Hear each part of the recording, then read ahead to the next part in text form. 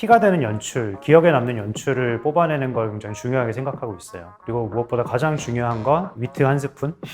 일시적인 어떤 유행을 타지 않고 메시지를 전달해서 사람들의 기억에 오랫동안 남는 영상물을 만들어 보고 싶어요.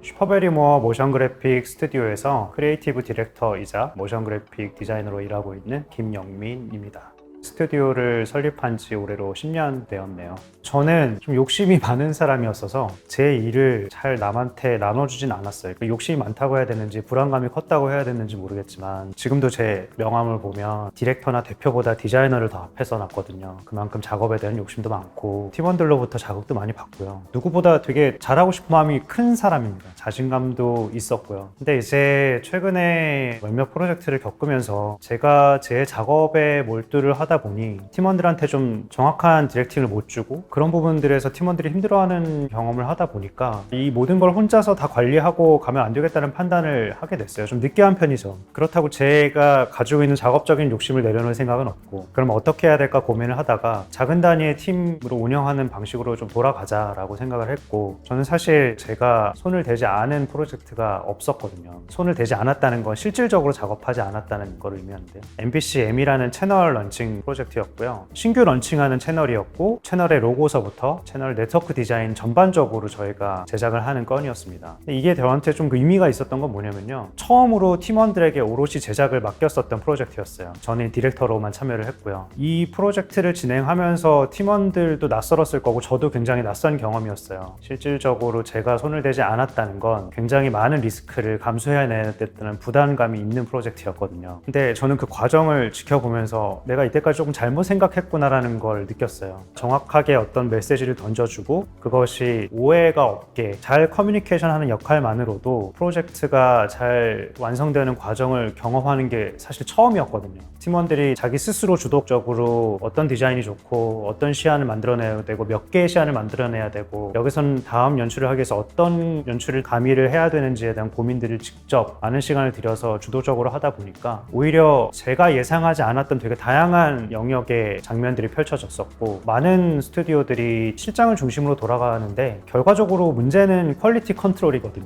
퀄리티가 보장되지 않는 건 클라이언트도 금방 느껴요. 우리가 할 수 있는 건 만들어냈었던 결과물들을 충분히 이해하고 있는 오래 같이 작업을 했던 팀원들을 기반으로 새로운 구조를 짜 나가는 것이 중요하다고 생각을 하고요. 그게 지금 제가 디자이너로서의 욕심도 채우고 회사의 디렉터로서의 역할도 할 수 있는 그런 기본적인 틀이라고 생각을 하고요. 어색하지 않고 답답함이 없는 연출, 키가 되는 연출, 기억에 남는 연출을 뽑아내는 걸 굉장히 중요하게 생각하고 있어요. 그리고 무엇보다 가장 중요한 건 위트 한 스푼?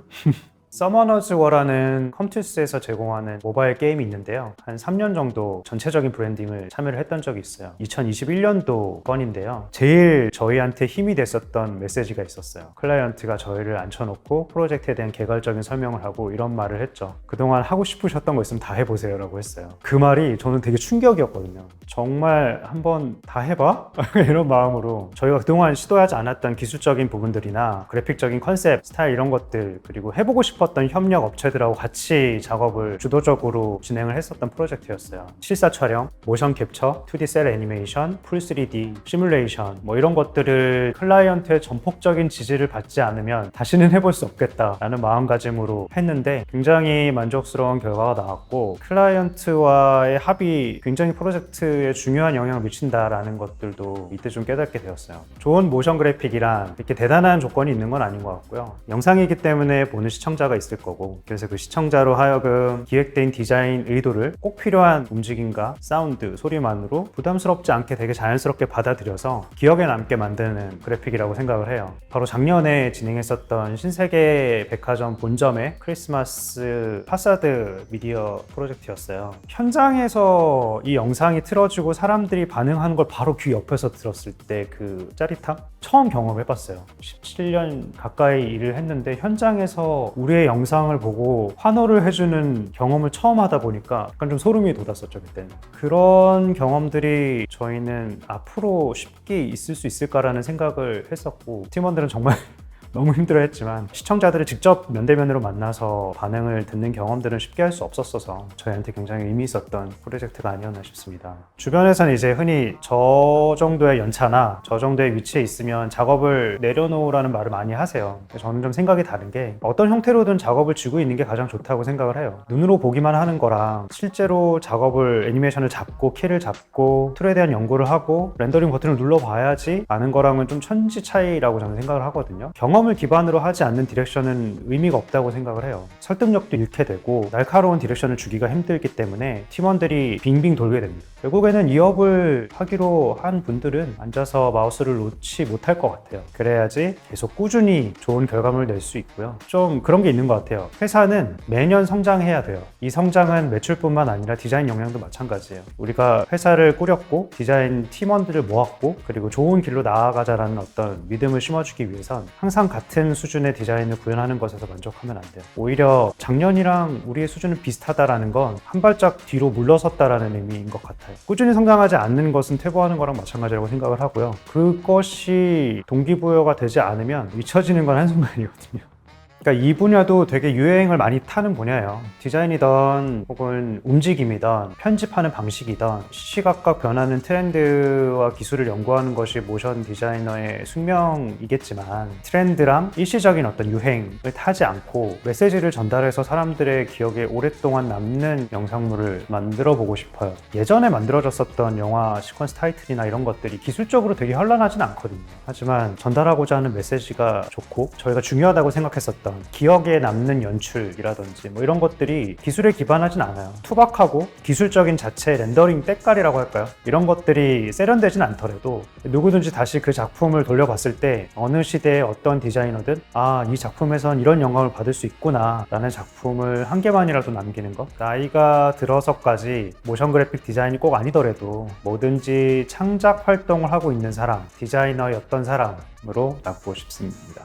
어떤 일을 하던 누구든 멍청이의 시간을 견뎌내야 된다고 생각을 해요. 모든 사람들이 처음 시작할 때 다 미숙하잖아요. 아무것도 모르고 서툴고 아무리 똑똑한 사람들도 새로 경험하는 것들에 대해서는 멍청이일 수밖에 없잖아요. 여러분들이 이제 업계에서 탑 디자이너라고 생각하시는 분들도 지금 이 순간에도 멍청한 시간들을 보내고 있습니다.